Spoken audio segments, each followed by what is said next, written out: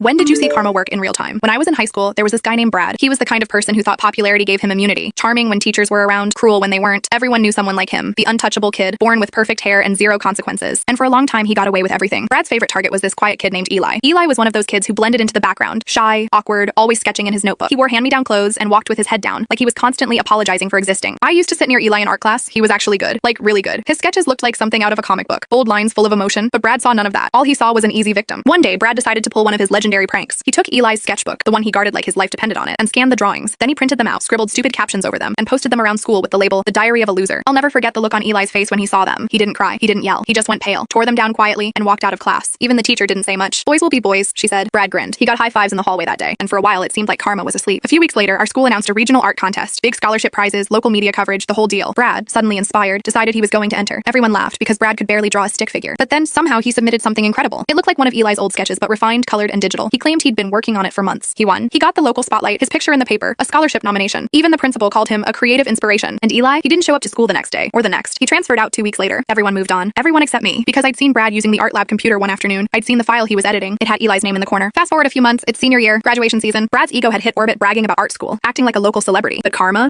was patient, and it was watching. 2 weeks before graduation, the Regional Art Foundation hosted an exhibit featuring all the winning pieces. A local journalist decided to do a human interest piece about young artists and their creative processes. She interviewed Brad, and he, being Brad, couldn't resist showing off. He talked about his work ethic, his passion, and then for flair opened his art portfolio on a school computer to show some behind-the-scenes drafts. Only, he forgot to remove the old files, the ones that still had Eli's signature on them. The journalist saw it. She wasn't stupid. She took screenshots. A week later, the article dropped. It wasn't about young artists. It was titled Plagiarism Scandal Rocks Local Art Program. Brad's name was in bold. His winning artwork was identified as stolen, and Eli's original sketches were shown side by side, time-stamped, dated, and authenticated. The fallout was instant. The scholarship gone. His college offer revoked. The school furious. Brad tried to spin it, claimed Eli had given him permission, then that he didn't realize it was plagiarism, then finally that everyone was out to get him. No one bought it. He went from being the golden boy to being a joke overnight, but that's not even the best part. 3 months later, during summer break, the Art Foundation released a follow-up statement. They had tracked down Eli, the real artist, and offered him the scholarship Brad had lost. He accepted, quietly, humbly, like he always did. I remember seeing a photo online. Eli standing next to his framed artwork, smiling nervously for the camera. He looked older, calmer. For the first time, he looked seen. Years later, I ran into Brad at a grocery store. He was bagging groceries, wearing a faded hoodie. We made eye contact, and for a second, I thought about walking past, but he beat me to it. He just sighed and said, "Man, karma's real." I didn't reply, just nodded and walked away. Because yeah, karma doesn't always come fast. Sometimes it waits, sometimes it watches. And sometimes when it finally hits, it doesn't make noise. It just balances the scales. What would you do if you came home from prison and your own daughter asked, "Who are you?" The night my life fell apart started like any other. My husband came home late, breathing hard, his shirt dirty and torn. I asked him what happened, and he hugged me tight. "Something went wrong," he said. "There was a robbery near the old store downtown." He looked scared and lost. I had no idea he was the one who did it. A few hours later, I heard police sirens outside our house. My husband's face went white. He looked at me and said, "Listen, they might ask about my phone. It's under your name, and if they trace it, it'll lead to you. Just say it was you.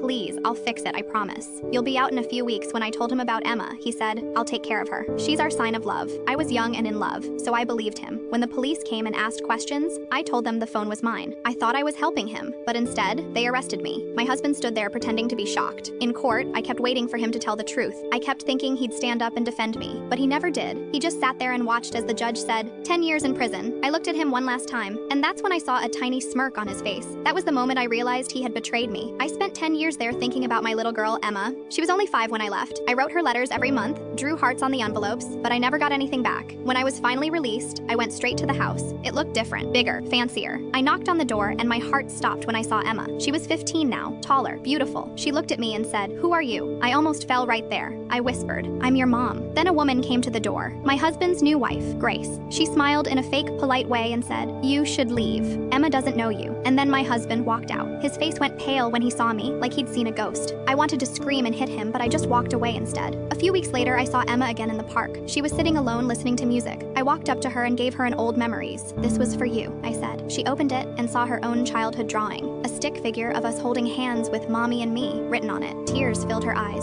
"He lied to me," she said. Then she hugged me tight and whispered, "I missed you." But that moment didn't last long. My husband suddenly appeared, yelling and pulling her away. "Stay away from her," he shouted. People stared. Emma screamed, "Dad, stop! She's my mom." He dragged her to the car while I stood there crying. That night, I promised myself I wouldn't lose her again. I went to the police and told them everything. They reopened my case. The truth finally came out. The fingerprints, the stolen phone, everything he did. My husband was arrested for robbery and lying to the court. The judge gave me full custody of Emma. When she ran into my arms outside the courthouse crying, "You came back for me," I finally felt free. Now it's just the two of us. What's something you found that completely changed how you saw your parent? I grew up thinking my dad was the kind of man stories were written about. Quiet, strong, the one everyone in the neighborhood trusted. He could fix anything, from a leaky pipe to a broken heart, or at least that's how Mom used to describe him when she smiled across the dinner table. I never heard them fight, never saw him angry, and in my childlike mind, that meant our family was perfect. He passed away suddenly, a heart attack on a Tuesday morning, and everything in our home fell eerily silent. I didn't just lose my dad, I lost the unshakable feeling of safety that came with him. Mom withdrew into herself, and I tried to stay busy sorting through his things, clinging to the smell of motor oil and pine aftershave that lingered in his jackets. It was during one of those long, lonely cleanup days that I found it, a plain cardboard box tucked deep in the attic behind a stack of Christmas decorations. It looked old, the corners softened with time, and written across the top in my father's neat handwriting were 3 simple words: do not open. At first, I almost respected the instruction, but grief makes you curious. It makes you crave pieces of the person you've lost, and so I opened it. Inside were letters, dozens of them, bundled with string, yellowed at the edges. Some were addressed to my mom, but most had another name on them, Hannah. I didn't recognize it. The first letter began simply, "I'm sorry I missed your birthday. I promise I'll make it up to you next time." It didn't sound romantic, it sounded parental. Another letter began, "I hope school is going well. I'm proud of you even if I can't be there." I must have read 10 of them before I finally went downstairs and asked my mom, "Who's Hannah?" The look on her face told me everything before her words did. She sat down slowly, her hands trembling in her lap. Then she said, barely above a whisper, "Your sister." My world tilted. I didn't even know I had a sister. Before Dad met my mom, he'd been in a long relationship that ended badly. The woman left suddenly, taking their baby with her. He tried to find them, wrote letters, even sent money for years. But one day, the letters came back unopened. Still, he never stopped writing. Every few months, he'd pour his thoughts into another envelope and tuck it away in that box, like he was still trying to be a father to someone he couldn't reach. Mom said she found out years after they married, but he had begged her not to tell me. He didn't want me to carry the weight of his past. He thought keeping it secret was protecting me. But reading those letters, I realized how much pain he must have carried alone. Each one was a quiet confession about missing milestones, about guilt, about wondering if Hannah hated him. One letter broke me completely. "I saw a girl at the park today who looked like you. I wanted to go up and ask if she liked the swing just to hear her voice. But what if she said no, and it wasn't you? What if she said yes, and it was?" For weeks, I couldn't look at his picture without feeling torn between anger and heartbreak. I thought about how many nights he must have sat at the kitchen table, writing to a daughter he'd never see grow up, then folding the letter away like a wound that never healed. Eventually, I decided I couldn't leave it there. I started searching. It took months. Facebook messages, old address records, even newspaper archives. But one night, a woman replied to one of my emails. Her name was Hannah Williams. She said she'd been told her dad left before she was born, that he never tried to contact her. We decided to meet at a small cafe halfway between our towns. When she walked in, my breath caught. She looked like him. The same quiet eyes, the same shy smile that didn't quite reach them. We talked for hours. I told her about the letters. She told me about the years she spent wondering why her father didn't love her enough to stay. When I showed her his handwriting, she started crying, the kind of deep, shaking cry that sounds like years of pain finally leaving. Before we left, she asked me, "Did he ever stop writing?" I told her, "No, he never stopped." Now she and I talk every week. She comes over for dinner sometimes, brings her kids, and we tell them stories about the man they never met, the man who tried, who failed, who loved both his daughters in the only way he knew how. In my room, I keep one of his letters framed on my desk. It says, "If love could fix everything, I'd have done it by now." And I think about that often, because sometimes love isn't about fixing. It's about carrying what's broken and learning to forgive what you never understood. And every time I walk past that box in the attic, I whisper, "It's okay, Dad, I found her."